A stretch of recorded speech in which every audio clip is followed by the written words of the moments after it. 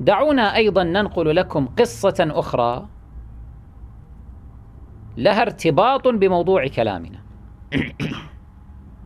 من الضروري أن تقفوا على العبر في هذه القصة أيضا.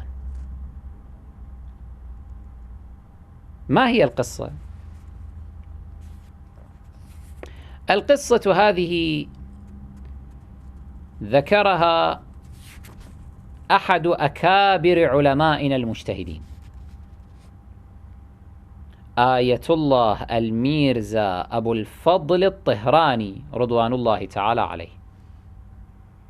هذا الرجل الجليل الذي كان من خيرة تلامذة المجدد الشيرازي الكبير رضوان الله تعالى عليه، صاحب ثورة التبغ في إيران ضد الاستعمار البريطاني.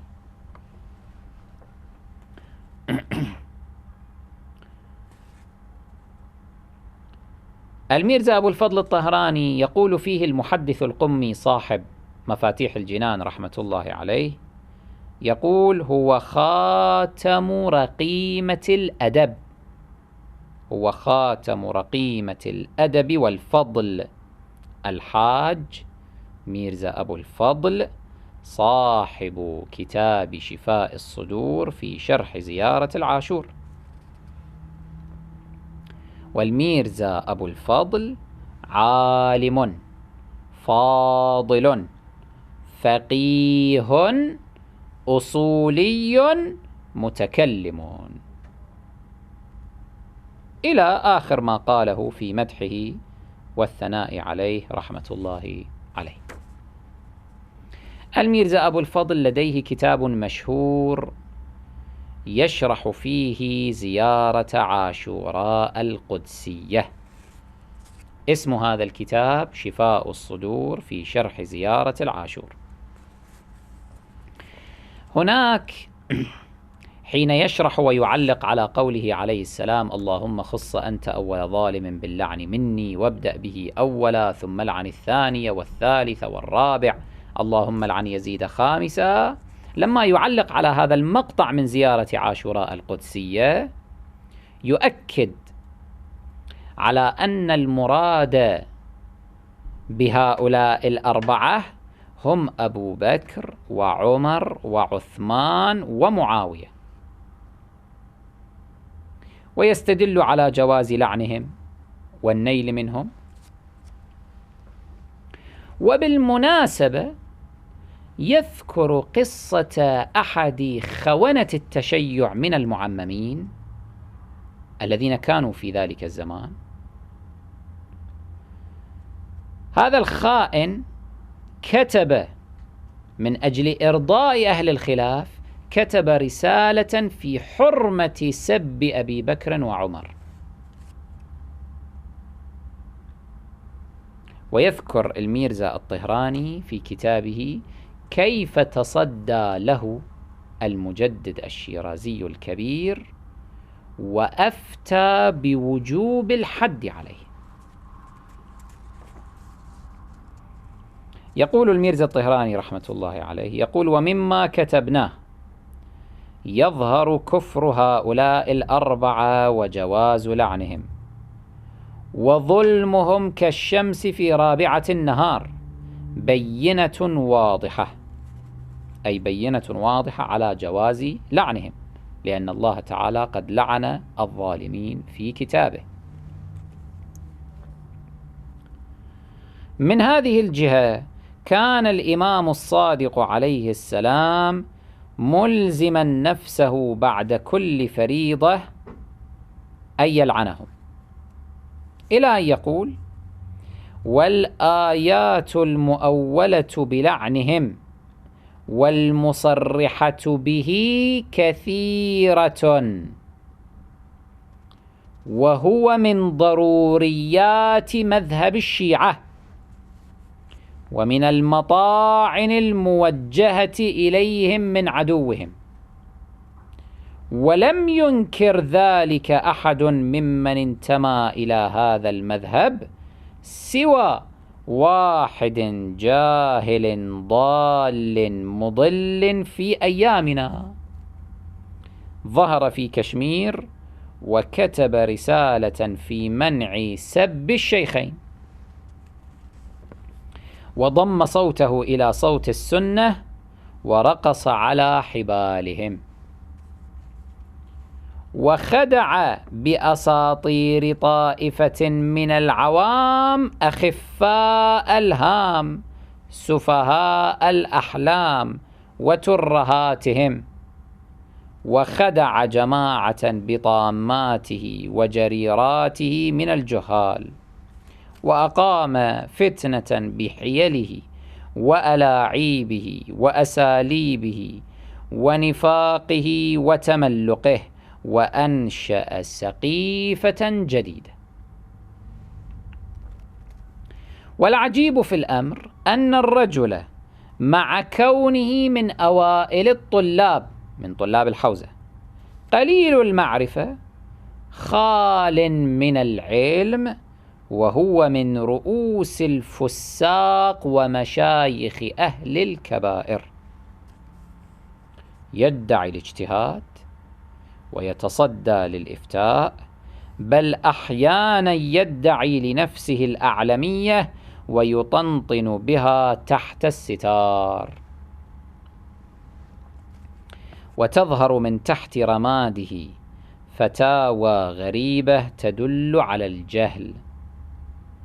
وكان ينكر نسب الطائفة الجليلة الرضوية، وهم وجوه أكابر أشراف قم وطهران وهمدان وخراسان وهمدان وخراسان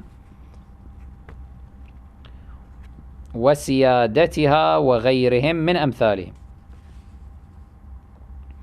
وصرح بتضليله وتفسيقه علماء المشهدين، والجناب المستطاب حجة الإسلام سيدنا الأستاذ دام ظله، أي المجدد الشيرازي الكبير، والجناب المستطاب حجة الإسلام سيدنا الأستاذ دام ظله مرارا وتكرارا، أي صرح أيضا بتضليله وتفسيقه مرارا وتكرارا، وكتبوا في ذلك المقالات وحرروا الرسائل والكتب، فلم يقلع عن غوايته ولم يرتدع عن ضلالته. ومن عجائب شيطنة هذا المدلس أن الكتب التي ترد على أهالي تلك الأصقاع من علماء الإسلام ووجوه الأعلام يحرفها أمام عوام الشيعة، أو يمزق جملة منها، أو يؤولها بوجوه ظاهرة الفساد، وينفي بعضها ليلبس بذلك على العامة من الشيعة، فيصطاد قوما من الجهال الضعفاء في شباكه لعله يبلغ شهواته الباطلة، والله يحول دون آماله ويجازيه بسوء أعماله. ومن جملة هذه المرقومات نصوص صاحب الحضرة المستطاب الأجل سيد المسلمين السيد الأستاذ أديمت معاليه وبوركت أيامه ولياليه، أي المجدد الشيرازي الكبير. لحقه من ذلك مسائل وردت قبل مدة تتعلق بأمور عدة من فروع فقهية ومطالب شرعية، من جملتها ورد سؤال عن أولاد السيد محمد الأعرج بن موسى المبرقع، وكذلك عن أحوال هذا السيد الغاوي الدعي، هذا كتب كتب الرسالة في حرمة سب الشيخين وتصدى للإفتاء والمرجعية، كان سيدا لكنه سيد دعي مشكوك في نسبه. قال: وكذلك عن أحوال هذا السيد الغاوي الدعي المشكوك بنسبه بالتفصيل الذي اشتهر في إقليم كشمير كله وبلغ حد التواتر. فأوكل السيد الأستاذ الجواب عليها إلي أنا ذو البضاعة المزجاة، فأجبت عليها جوابا يناسب مبانيه.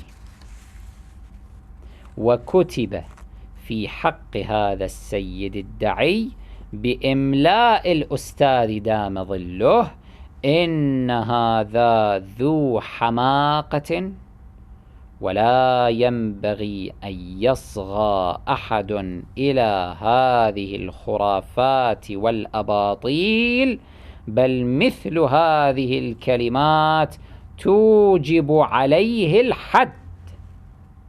وختمه بخاتمه الشريف.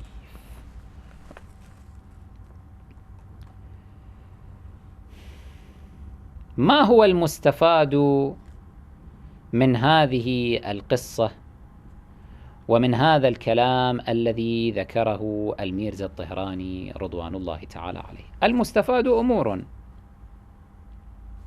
أولا، إن كفر أبي بكر وعمر وعثمان ومعاوية وجواز لعنهم هو من ضروريات مذهب الشيعة، وعدو الشيعة يعرف ذلك جيدا، ولذا هو يتخذه مطعنا عليهم.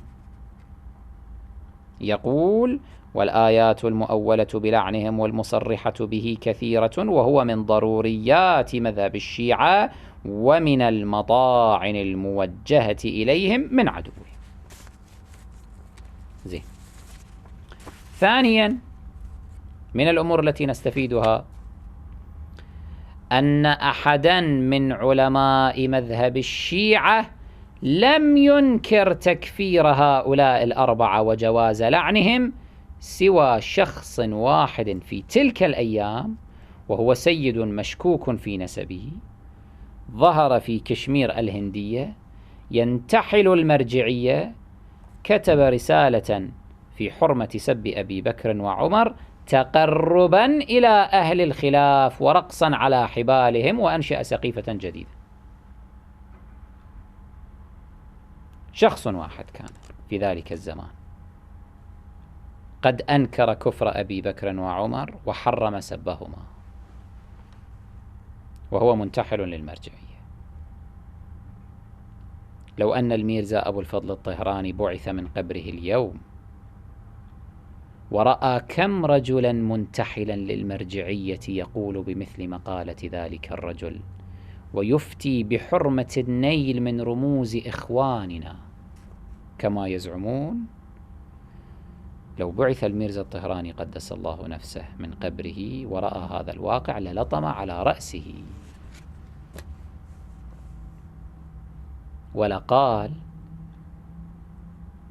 كان شيطانا واحدا في زماننا، فمتى أنجب كل هؤلاء الشياطين هذول الموجودين؟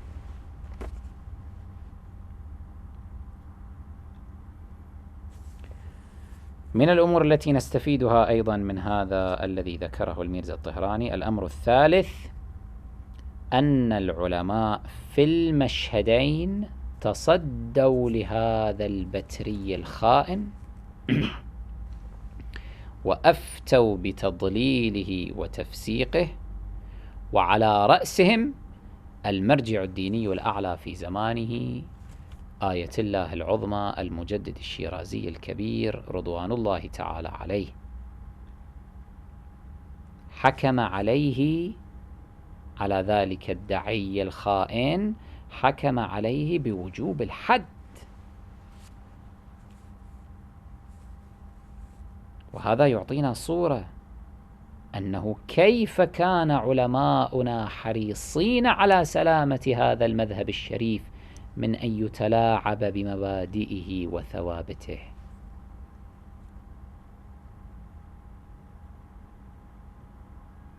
وفي مقدمة تلك المبادئ والثوابت البراءة من أعداء الله تعالى، تلك البراءة التي من مصاديقها لعن هؤلاء الأعداء والنيل منهم وكشف مثالبهم ومخازيهم. من كان يأتي ويتلاعب بهذا المبدأ ويحاول إماتته أو هدمه أو تعطيله، ما كان علماؤنا الأكابر يسكتون عنه.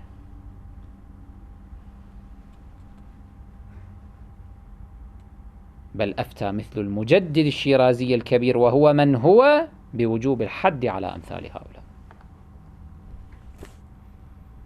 ولو أن المجدد الشيرازي الكبير بعث من قبره اليوم ورأى كل هؤلاء المنحرفين من المعممين البتريين لما بعد منه أن يحكم عليهم جميعا بالحد أيضا. قاتلهم الله، لقد عاثوا في عقيدتنا ومبادئنا فسادا لم يسبق له نظير من هذه الجهة، كل هذا لإرضاء الآخرين. إنا لله وإنا إليه راجعون، ولا حول ولا قوة إلا بالله العلي العظيم. هذا أيها الإخوة هو سبب محاربتنا لهؤلاء. نحن نمضي على منهاج العلماء الأبرار، على منهاج المجدد الكبير والميزة الطهراني وغيرهم من أفذاذ العلماء الذين حرصوا على أن لا يتميع التشيع ويسقط منه ركن البراءة، الذين ينقمون علينا شدتنا على المنحرفين ممن اعتمروا العمائم. عليهم أن يراجعوا تاريخ علمائنا ليروا أننا لم نفعل شيئا بالقياس إلى ما فعلوه. هل رأيتمونا حكمنا بالحد على أحد؟ إنما هي شدة في الكلام. والله يغفر لنا هذا التقصير عن المواجهة باليد، وليس الأمر بيدنا على أي حال. عندي كلام كثير في هذه النقطة، لكني أحبسه في نفسي، إنما أشكو بثي وحزني إلى الله.